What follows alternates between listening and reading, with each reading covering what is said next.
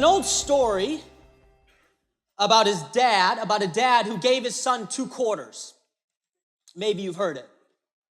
And he gave his young son, he gave him clear instructions. It's an old story because 2 quarters was a lot back then. And so he gave him clear instructions. He said, boy, listen up. This first quarter, you're going to go to church. You're going to give that to God.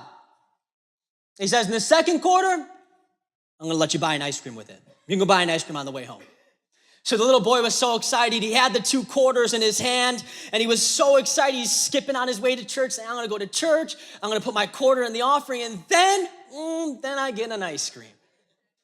So he's skipping, and he's just a couple blocks away from church, and the boy trips. And he drops one of the quarters, and he's watching it. It's just rolling down. He gets up and starts chasing it. It keeps going, and it goes down a gutter.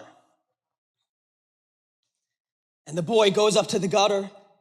He walks up to it. He's just like, can't believe that he dropped one of the quarters. He looks down, tries to get it, can't get it, takes a moment, looks at the other quarter in his hand, looks back down at the gutter, and then looks up at God and says, well, God, that was your quarter. You know, many times I've found that I'm very much like the little boy. I don't know, maybe you're a little bit like me, but sometimes I seem to put my own needs and my own finances before that which I give to God. And I believe that what I've found is a lot of the Christians that I've brushed shoulders with, and a lot of us in the room, what we have sometimes is a little bit of a complex. Sometimes what we run into is we wrestle with this topic about giving. And we talk a lot about here at this church, we talk about a lot of different means, a lot of different ways you can give of your time by serving, give of who you are, share your story, give. We totally believe in it. But this morning, I want to talk about giving specifically related to finances. It's a huge area that so many times either it's cliche in a church and it's like, oh man, all they want to do is talk about money, or they just want to get your money. And a lot of times there's these stereotypes. But I believe that as a leader of this church and being part of this community, that if we as Christians don't understand how to give, and if we as leadership of the church don't teach it in a proper way, then we are completely in the wrong. And let me tell you why. There is more than 2,000 verses in the Bible about money. There's only 500 on prayer and only 500 on faith.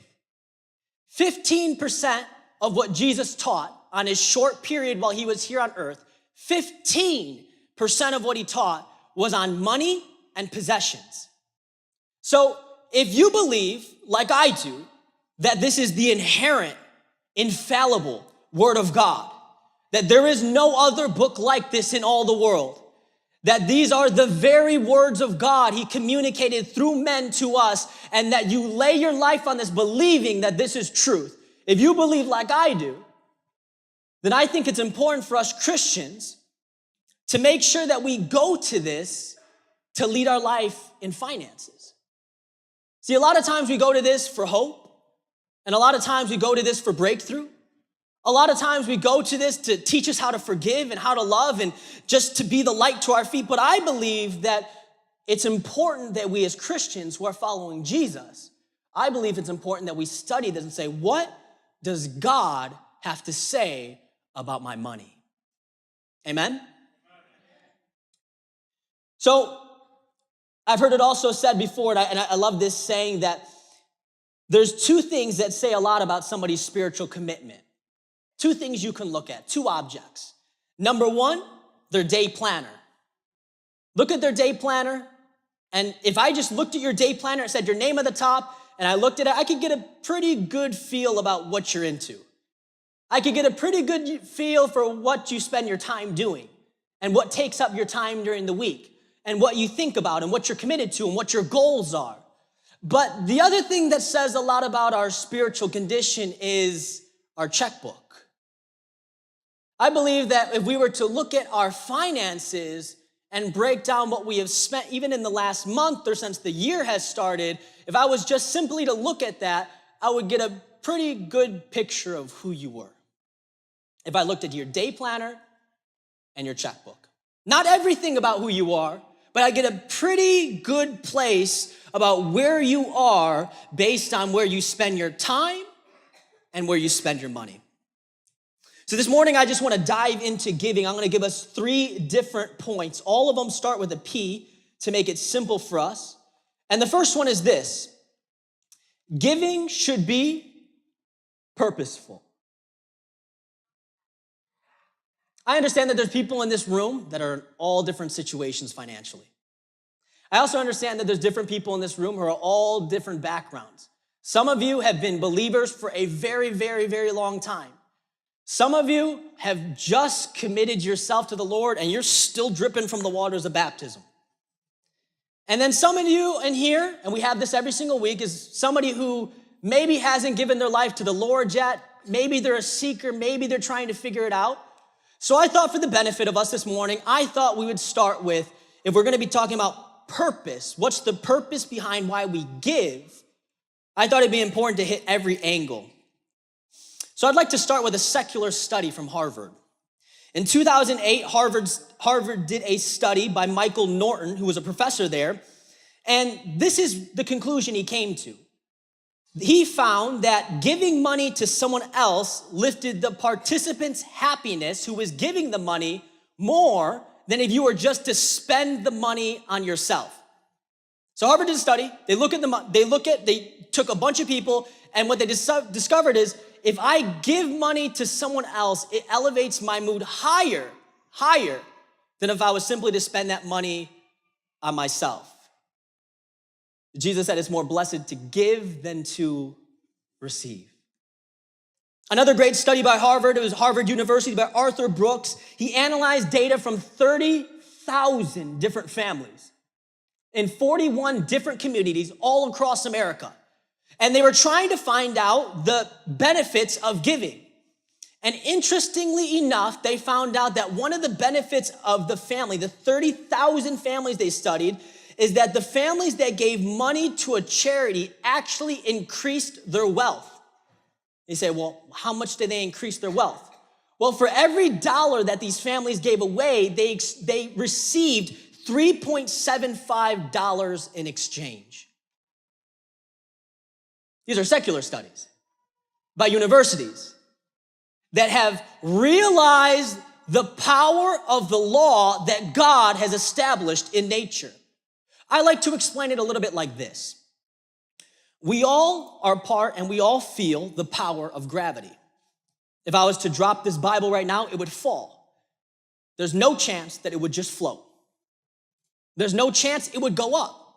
It's subject to the law of gravity. Regardless if you're a Christian or you're not a Christian, the law of gravity applies to both of us. It doesn't just apply to one or the other. Well, I've found, and what I believe is that the law of gravity is the law of giving is a lot like the law of gravity, where if you apply some of the principles of giving, regardless if you're a follower of Jesus or not, you will reap some of the benefits of giving simply because it's a law. Hey, if I'm somebody who doesn't know Jesus and I give to a homeless person, I really help them out, I'm gonna feel something in myself, right? You ever given to somebody? You never give to somebody and feel like, wow, I feel really bad now. I shouldn't have gave that. I feel terrible. Never. You always give to somebody and you feel like, I feel pretty good. I feel like I got to help somebody else. And so what I want to really challenge us with this morning is we need to know the purpose behind why that we give. Not only are you happier if you give, and not only are you wealthier if you give, according to Harvard studies, but according to other studies, just by giving, you lower your blood pressure, you increase self-esteem, there's less depression, lower stress levels, longer life, and greater happiness. Those are from secular studies. Now, what does the Bible have to say about us giving? Well, let me share some verses with you. I think first, as a Christian, one of the main purposes that we give should be because God has commanded it. In Matthew chapter 6, verse 4, Jesus says, but when you give to the poor. Jesus did not say, but if you decide to give to the poor. He said, but when you give to the poor. See, Jesus was expecting the followers of him to give money. Proverbs 3:9 says, honor the Lord with your wealth, with the first fruits of all your crops. It's a command. Even in the area of finances, we should honor God. Another reason to be able to give is because giving is a righteous act. I don't always think about it like that. But Matthew chapter 6 says, Jesus starts his teaching, he says, beware of practicing your righteousness. And then he starts to say, before other men. And then he goes on to talk about giving, fasting, and praying. What Jesus is saying is, every time that you give to somebody or to something, you are practicing righteousness. That's a righteous act before God. Psalms 37:21 says, the righteous give generously. A characteristic of a follower of Jesus is that you live a generous lifestyle. That's just part of what comes along with the package. Not only is it a command in righteousness, but there's blessing that comes along with it. Listen to some of these verses. Proverbs 11:25 says, a generous person will prosper. Whoever refreshes others will be refreshed. Luke 6:38 says, give and it will be given to you. 2 Corinthians 9:6 says, whoever sows sparingly will also reap sparingly. And that's in specific connection with finances. See, even within the Bible, Scripture tells us that if you are not giving, you have closed the door to blessing on you. See, sometimes I found that in my life, that people that don't know Jesus, they're not committed, they're not following Jesus. I find that sometimes they're the people who give the most money. They give the most money, and I look at that and I go, no, not here. Not Christians. Because they've understood the power of giving. When I finished Moody, I started realizing that I was getting a lot of spiritual training, but I realized, man, I haven't had much financial training, and I want to be well-rounded in my life. So I started reading one financial book a week, just all the top classics and all these books that had great ratings. And what was interesting to me as a believer, reading books that were written by people that didn't know Jesus, what I kept running into was this idea that if you were to give in buckets, you would receive buckets back.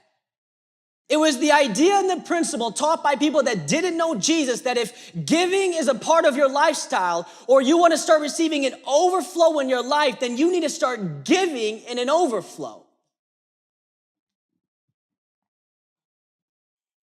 Not only is it blessing, but there's eternal inheritance connected with giving. 1 Timothy 6:18 says to be generous and ready to share, thus storing up treasure. Matthew 6:21 says, where your treasure is, there your heart will be also. When I read the scriptures, I first submit myself under them and say, God, if this is what you tell me to do, then this is what I'm gonna follow. But that's not my only motivation for following and choosing to give in my lifestyle. Because when I set my budget and I decide that I'm gonna start giving to the things of God, you know what I do? I start remembering how faithful God has been to me. See, when I struggle with my giving, when I struggle in an area of like, I'm stretched, I'm dealing with debt, I'm definitely like really tight financially right now. You know what's powerful? You know what really motivates me and pushes me and thrusts me to be able to give? It's when I remember how faithful God has been to me. James says that every good gift is from that Father above. Every good gift that you have in your life is from God. Think about that. See, there was a transformation. There was a transformation that started to happen in my mind when I started to give consistently. I used to have this thought that I give a part of what I have to God and then the rest is mine. And I remember being convicted when somebody said to me, no, Josiah, you have the idea all wrong. You think that you give God a part of the pie when really in reality, God owns the whole pie. See, my mentality, tell me if this is a little bit of yours, maybe. My mentality used to be that God, I give you a portion, but how I deal with the rest of the finances, how I break apart the rest of the money, that's up to me. And what I was so convicted of is when I was taught that no, all of it is God's. Because God has given you every good gift. Because God has given you the job that you have. Because God has given you the paycheck you receive. Because God has given you your health to even be able to work that job. See, God has given us so much.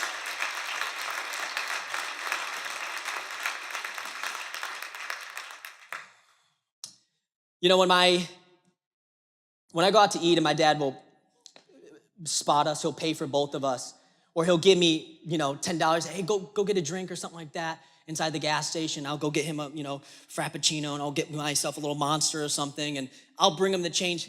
You know what? It's not difficult for me to give him back the change because the money was already his.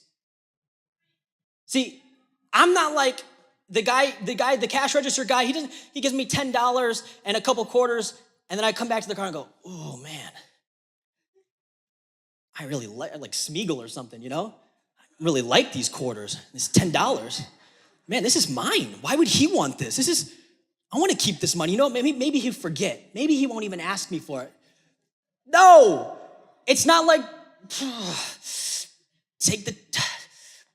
no, because it was never my money to start off with. He lent me and gave me the money so that I can buy something, a resource for me, and I'm just giving back to him what was already his. See, the principle is the same with God. If you start to realize that everything that you have is God's, then it becomes a lot less difficult to give back to God what is already his. 100% of what we have is God's, not 10 or 5 or 20 or 30. 100% of it is God's. And so when I realized and I started to have God transform, I believe that was a work of God. He started to transform the way that I thought, to say, that's not just yours, Josiah, but it's really all mine. The Crusaders would hire mercenaries to fight their battles. And they wanted these mercenaries to be baptized before they went out to the war. And so they would have the new mercenaries that became part of the Crusaders' battle, they would have them get baptized. But what was interesting and what was different about their baptisms was this. They would baptize them, but the Crusaders would make sure that the mercenaries kept their sword above the water. So when their whole body was under, except their sword and their hand, and this is the message that they were saying, we give all of who we are to God except our sword. With our sword, we can do whatever we like. That's a lot of times how we seem to handle our finances. We compartmentalize our life to say, no, God, this part's mine and this part's yours. We do that with a lot of things. God, I'm committed to you on Sundays and to serve, but God, don't start asking me about my relationships. You don't go there, God. That's me. I don't want you in that area. Hey, God, I really want to worship you and love you, and I'll give you my speech. I want to say better words. God, I don't want to speak the wrong way, but whoa. God, don't come over here, God. Don't come over here because this is an area of forgiveness, and I'm not ready to forgive that person yet, God. Don't come here, God. God, I'll give you everything over here, and you can have this whole part of my life, my heart, and this, but whoa, God, don't touch my money. This is special. This is just mine. You can have a little bit, but here, this is mine.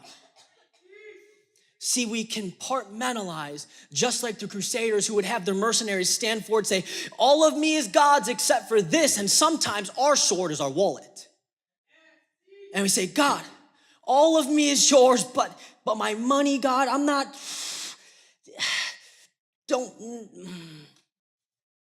money, God? Why do you need money? You're God. Like, 1,000 cattle on 1,000 hills? Like, what do you need my cattle for? What do you need my hills? Like, See, I believe that giving has more of an impact for you than it does God.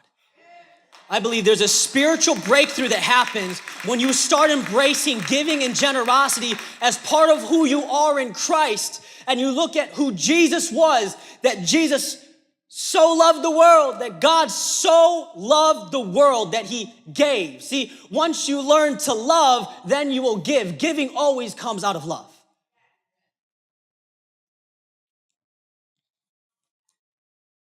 Behind your giving, there should always be purpose. Number 2, our giving should be planned. Listen closely to this verse. 2 Corinthians 9:7 says, each of you should give what you have decided in your heart to give, not reluctantly or under compulsion, for God loves a cheerful giver.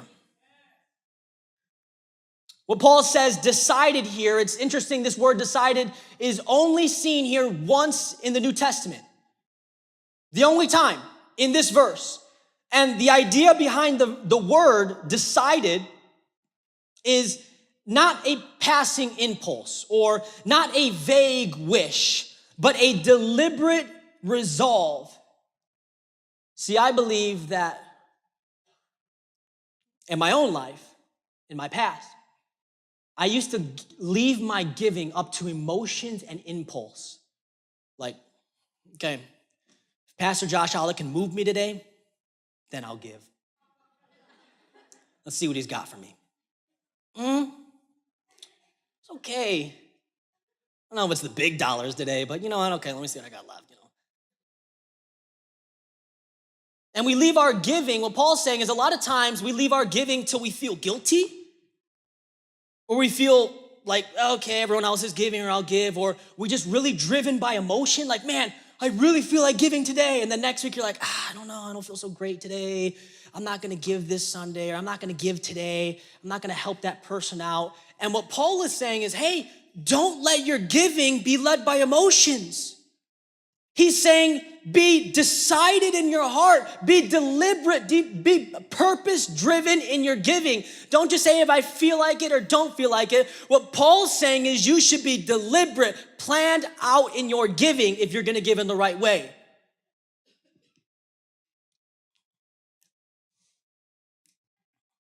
It's like a married couple's anniversary. This is year 5. It's the big year. Anniversary is coming down. The wife has really, really thought about this day. She's planned.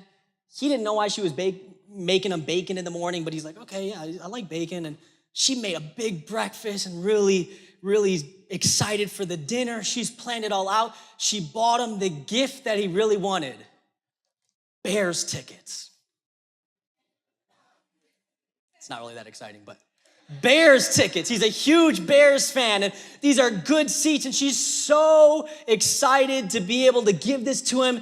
He comes back from work, dinner, they're about to have dinner, and she pulls out this gift she's wrapped, it's the card and something else, and she gets it, and she's so excited to be able to give him this gift. She's like, man, he's gonna love these Bears tickets. He's gonna love the card I wrote for him, thought it out, prepared. And she gives him the card. He gets it, excited, ecstatic. Wow, the Bears, they're gonna lose. And he's so excited, he gets it. That was a little jab. He gets it, he's so excited, he gets it, wow. And then she goes,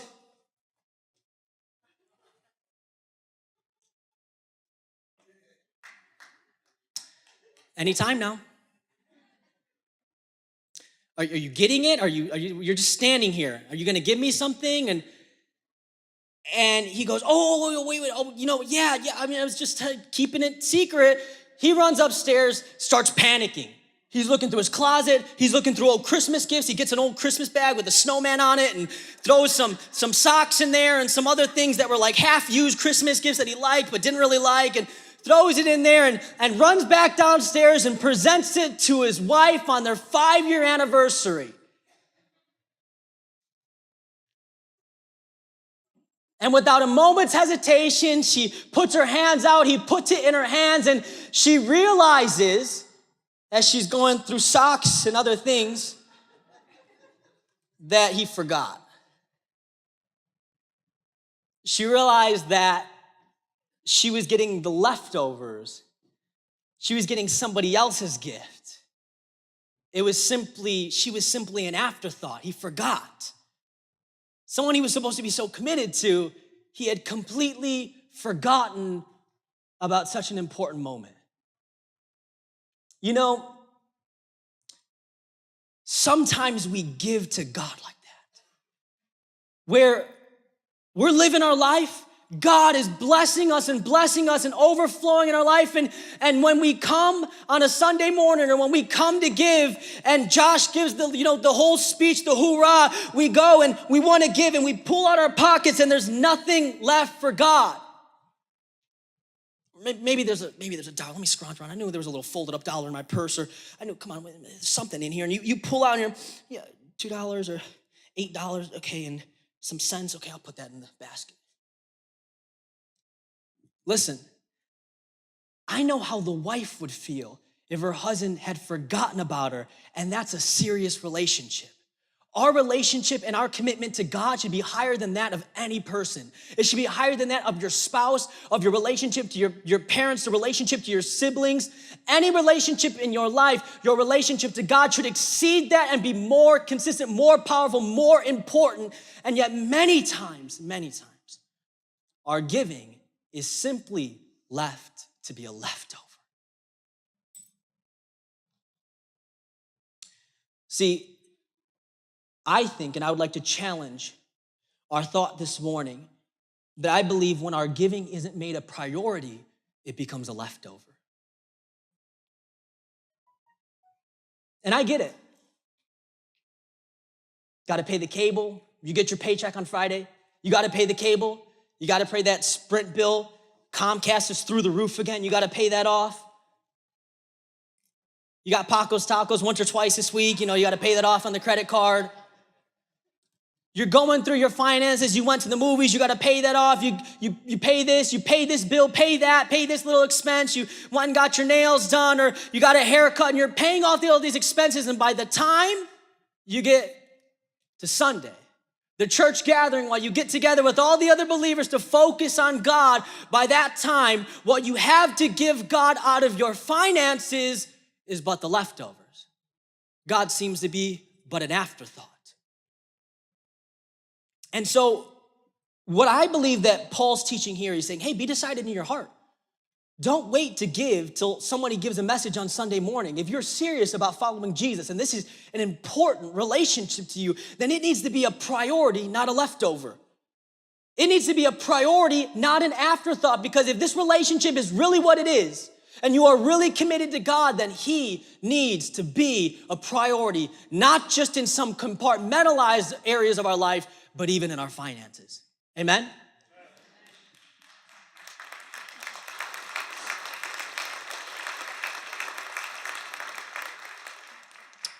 Christian giving starts with prioritizing giving as the first and most important thing in your budget, not the last and the least significant thing.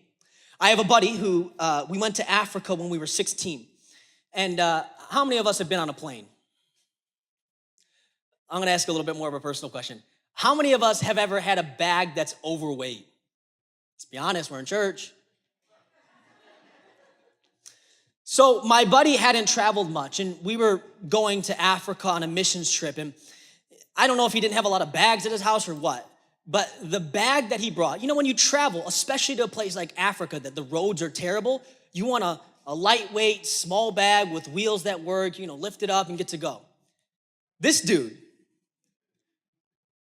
brought the biggest green bag, we called it the Hulk, that I have ever seen in my life. I didn't even know they made suitcases that big. He brought this and the wheels were broken too. So half of the trip, he's just like kind of like dragging it and like just bringing it. But he hadn't traveled much before that. And so we got to the line and we're getting the boarding passes and all this, and they tell you to put your bags on the scale. And so I put my bag on the scale. I'm good. I slide by, no problems. Thank the Lord. Boom, boom, high fives. Pull it off. This dude brings it, slams it on there. I swear it was like 70, 75 pounds. And it can't be over like 50 pounds.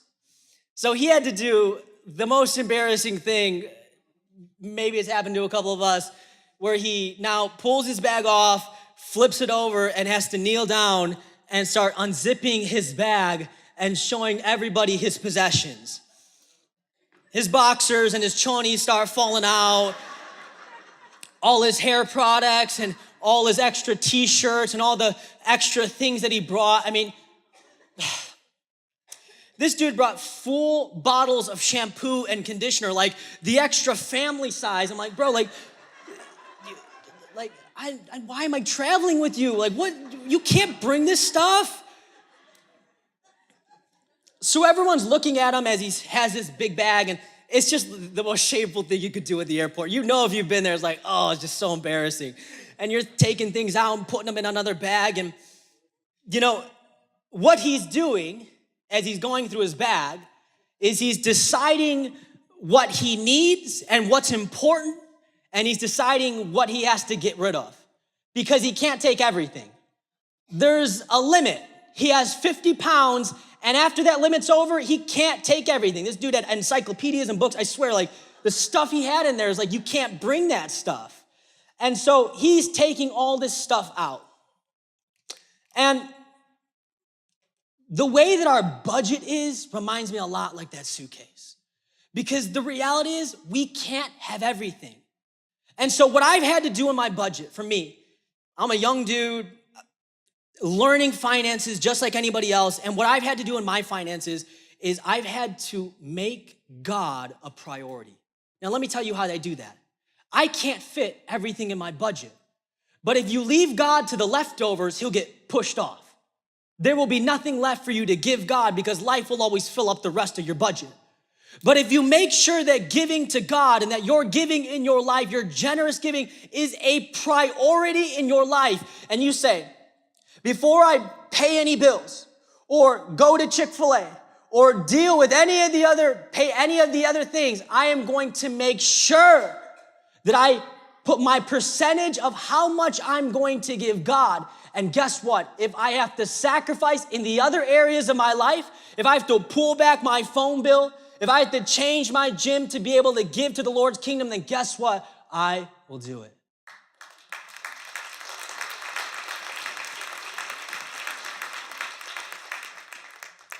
And that's exactly what I had to do at the beginning of the year.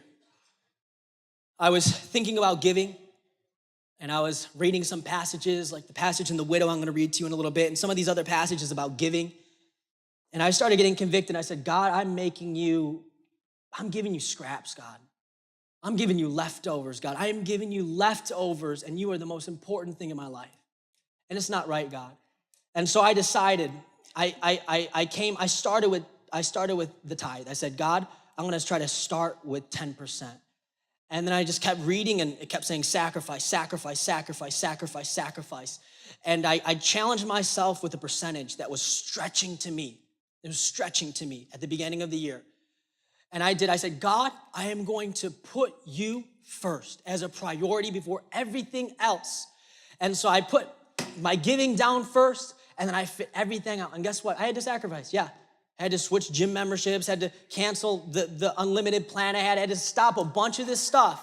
Some of you are like, oh, cancel my data. I pulled back. And I started giving to God in that way, where I said, I am never gonna give you the leftovers again, God. I am gonna make you a priority. And guess what? After a year and a half, 2 years of doing this, I don't regret a penny, dollar, dime that I have given to the Lord. 100%.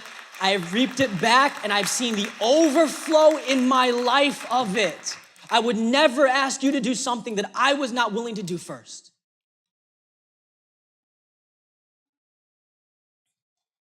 Number 3, and last, giving should be proportional. Not only should it be planned, but it should be proportional.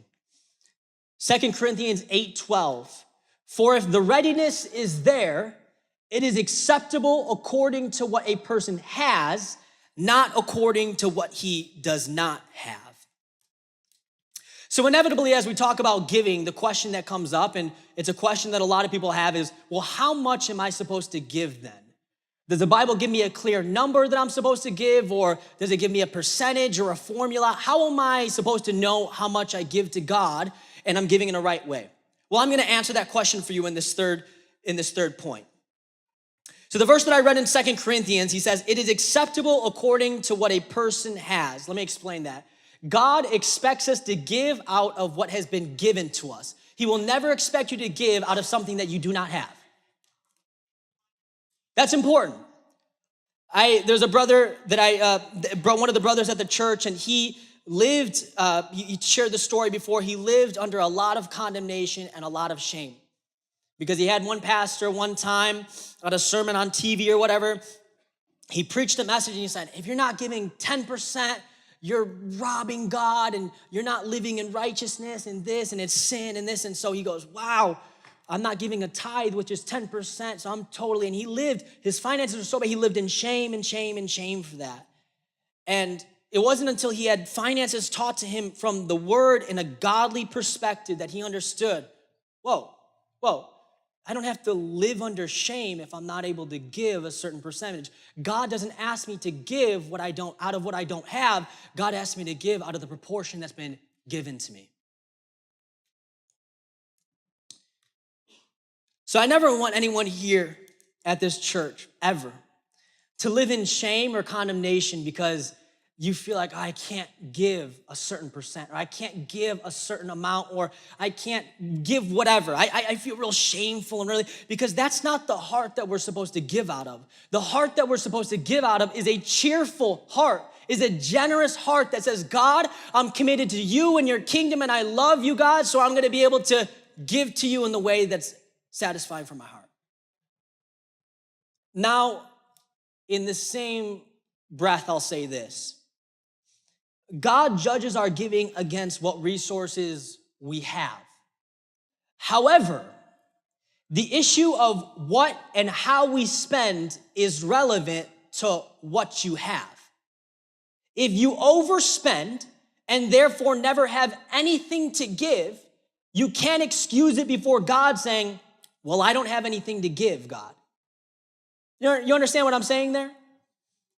If you are just a bad manager of your money, you're just not good at managing your finances, it's not one of your strong points, and you've got yourself in a real financial mess, and because you're in such a bad financial mess, you just can't, you're so tight, so below, so drowning that you can't give anything, that is not an excuse not to give. That's simply bad management of money. I want to be clear about that. I want to be super clear about that, because one day we all stand before the almighty throne and we will have to give account for all of our life, not just finances, but every area of our life we'll have to give account. And some of us, I'm fearful that we'll stand before God and say, God, I wanted to give, but I just couldn't give. And God goes, you know you're talking to me, right? Oh, God, I wanted to give, I just couldn't give. God goes, you spent $200 on that Adele ticket. Well, oh God, I like her, she's good. Rolling in the deep, hello. It's just, I needed that, I needed that. Nothing wrong with pleasures. But what about that $220 cable bill you paid every single month? Oh God, ESPN though, God. That's like therapy. It's like therapy, I need it, and I just need to see the Patriots just win the Super Bowl, and I just need that, God, I need that. Okay, well, let's look at the eating you did. You went out, Paco's Tacos was every Monday, every Friday, and Zaka Tacos was Wednesday. Well, God, I didn't have the time to cook and this, and when we stand before God and we have to be just blunt and dead honest with God, I think a lot of the times the reason we can't give is not because we don't have money to give. It's because we put ourselves in a bad financial situation while now we have nothing left to give because we're living above our means.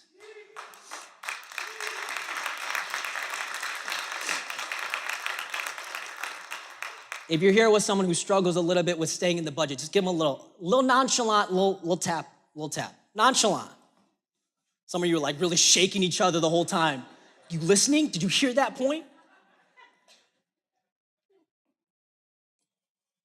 So, if you're rich, poor, in debt, there is no excuse not to give. I want to be super clear about that. Super clear. There is no excuse not to give to God. None. Now, the amount or percentage that you give to God, let's get into that. 2 Corinthians 8:12 says, it talks about you have, for if the readiness is there. What it's saying is the prerequisite to be able to give to God is having the willingness in your heart. The prerequisite to God is not necessarily a good budget or having it all there. The prerequisite to giving to God is having a heart that says, God, I want to give to you. A heart that says, God, I want to be generous. I want to overflow. I want to live like Jesus lived in a generous way. So that should be the first and starting condition of our heart, that we want to give to the things of God. That it says, if the readiness is there, it's acceptable to give what God has given you. If the readiness is there, if the willingness is there. See, when your heart is in it, you will always give in the right way.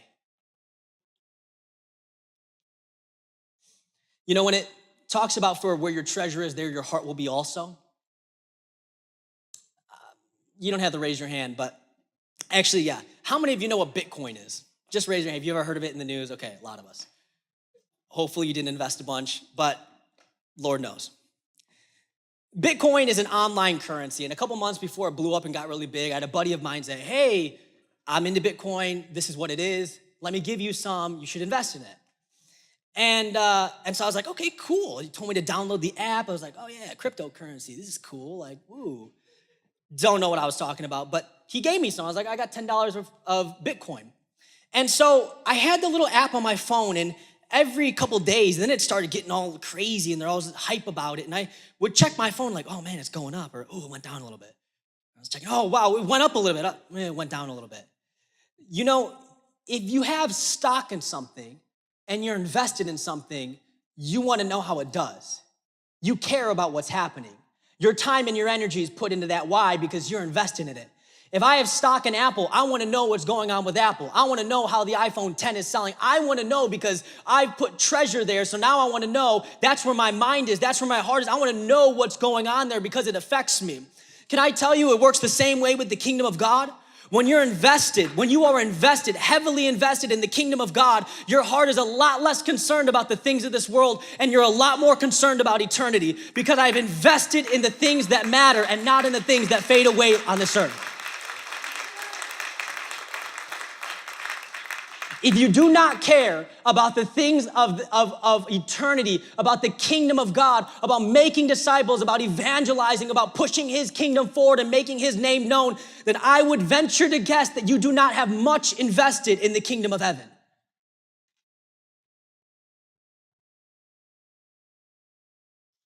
Man, there's nothing here for us. There is nothing here for us. This is a dying world of brokenness. There's nothing here for us.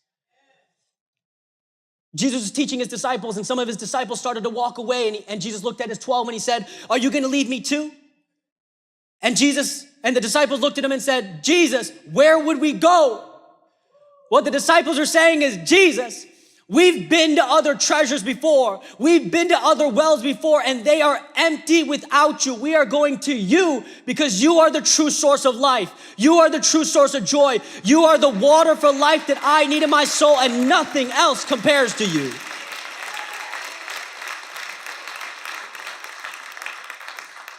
Let me wrap this up. So a tithe is 10%.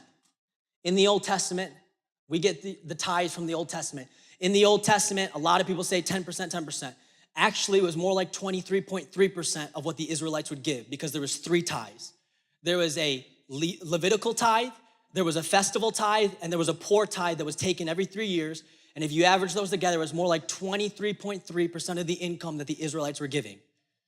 So if we say, hey, let's take the tithe from the Old Testament, that's 23.3% of your income that they were giving every single year. So you ask the question still, how much am I supposed to give, Josiah? Well, the New Testament nowhere clearly says a specific amount that every single one of us should give. More specifically, it gives us a heart or a mentality that we're supposed to give with. So somebody might say, for somebody, $1 million might not be enough. If they're making huge money and they're bringing in tons of money, I know some businessmen are making $70 million a deal, huge money. And $1 million to them is not a lot of money. That's something they throw into an investment every day. So $1 million to them is really not that much money of their income. Now, on the other hand, someone who's living on the streets or barely scraping by and have a couple dollars, man, giving $30, giving $50, that's like, yeah, I'm really getting stretched. That's really challenging for me. So a good principle and a good benchmark of giving, and why you hear it taught on so many times, is the benchmark of the Old Testament law of the tithe, which they would say they would give to the Levites. They would say, let's give 10% of what we give. They would call it the first fruits. That's what Pastor Josh was talking about.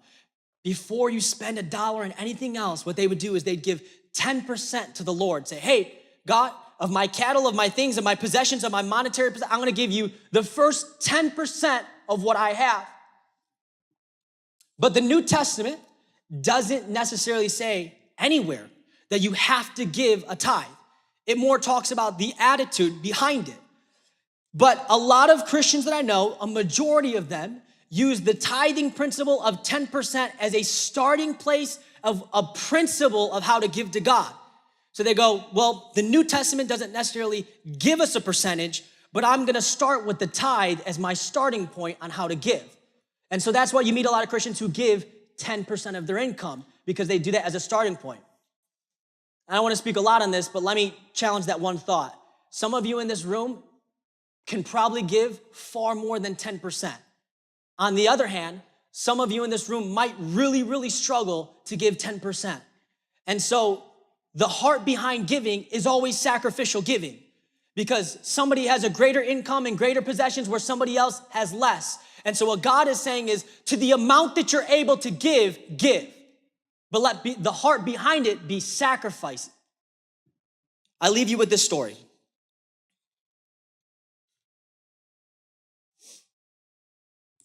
Well, let me share one more thought.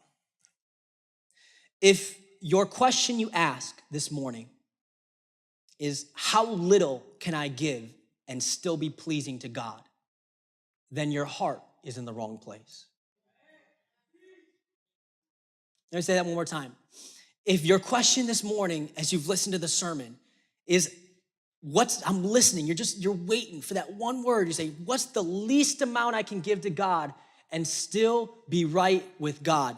Your heart's in the wrong place. And that's a heart check. Let me give you an illustration. This Christmas, I'm not a big gift buyer. It's not my language of love or any of that. But I was really excited about getting my dad these gym shoes. And they're like really great workout shoes, and they're really cool, and they got extra grip on the bottom to be able to squat. And I was like super excited to be able to get him these shoes. Like, man, he's gonna love these shoes. They look so cool. I was super excited. So I went out and bought these shoes, and I could not wait to give them to him for Christmas. Super cool shoes. Let me tell you what I didn't do. I didn't ask my dad, hey, Dad, what's the bare minimum I could spend on your Christmas gift and you'd still like me? Like, Dad, I know you love me, you've been great, you've always been there for me, you've always provided, but what's the bare minimum that I could just scratch by and you'd be like, you know what, I still love you, son, you're the best, thanks for the gift. What's $15 or 20 or 18? What's the bare minimum? See, I don't ask that question when I love my dad. When I love my dad and I care about him and I want to give, I was super excited to be able to give this gift because I knew who I was giving to. I know how much I love and how much I'm committed to my dad and how great he is and how great he's been to me. And so because I have such a love and commitment to him, I want to give him this gift. I'm not saying like, well, how much can I get by or what's the bare minimum? No, because I have such a love for him, I want to go above and beyond and give him a gift that he really likes. It is the same thing with giving to God. Our question shouldn't be what's the bare minimum I should give to God, but our question should be, God, how much more can I give to you? God, you have been so generous with me. God, you could have left me. You could have left me and you would have been righteous and good to leave me in my pit of sin and never save me. You would have been righteous and good and I would have stood before you condemned. It would have been totally fair. And yet you've chosen to stoop down, send your son down and pick me up by his power. God, you have always provided for me. I have always had a meal before me. You have always provided heat in the house. You have always provided a vehicle to transport myself from one place to another. You provided me with friends, family, education. God, you have given me so much, God. You have been so overwhelmingly generous with my life. I will not ask what's the bare minimum I could give you. I want to be able to generously give back to the one who's generously given to me.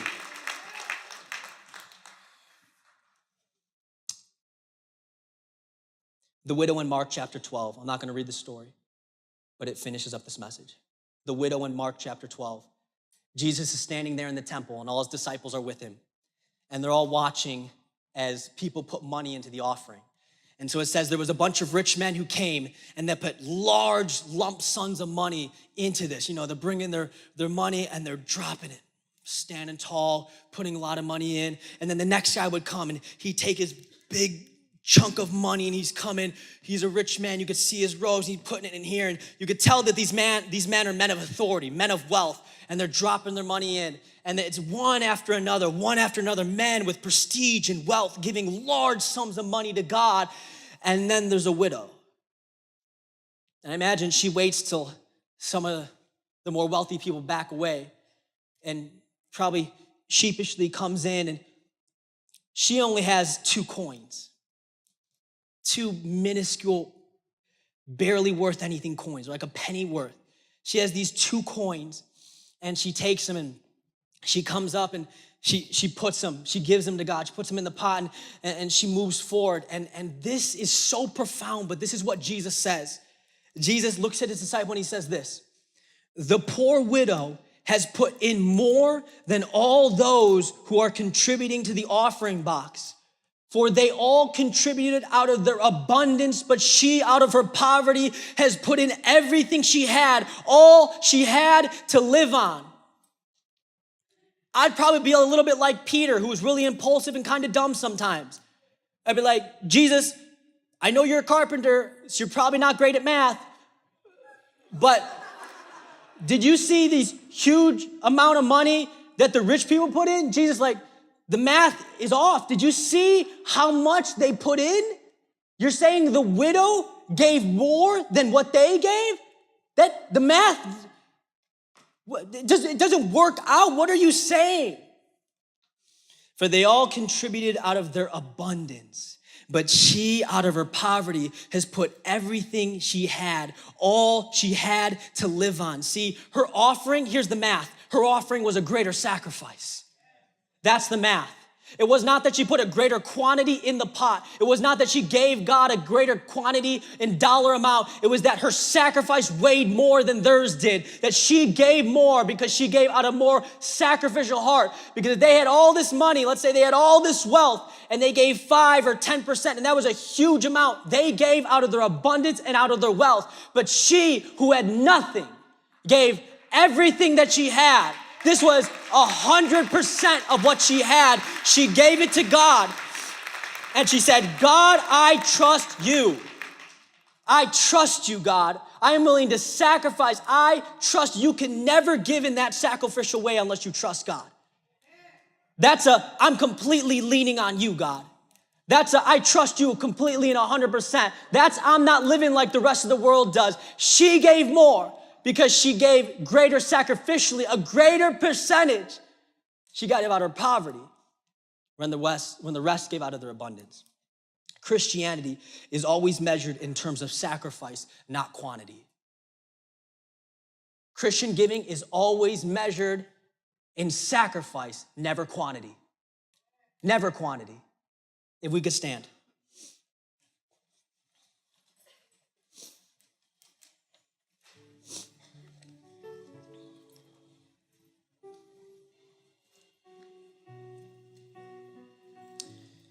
I really want to challenge this church, this community, this house of believers. I want to challenge you. I want to challenge you to give like the widow gave. Sacrificially. Stretch yourself. Stretch yourself. Do you trust God? Do you trust God? Do you trust that He will supply your needs? His word, His promise says, if you put my kingdom first, you put my things first, I will supply for your necessity. There's times during this year where you're gonna say, God, I can't give you, this is stretching. You're gonna have times, like Pastor Hollick said, where there's times where you're just like, if I give, I'm not gonna be able to pay this. If I give, do you trust God enough in that time? Do you trust God? Sacrificial giving is about trusting God. It's about wanting to be generous like Jesus was generous. It's about understanding the law of giving and the power that you're missing out on if you don't capitalize on it. I want to challenge you this year to be faithful in your giving because God has never let you down.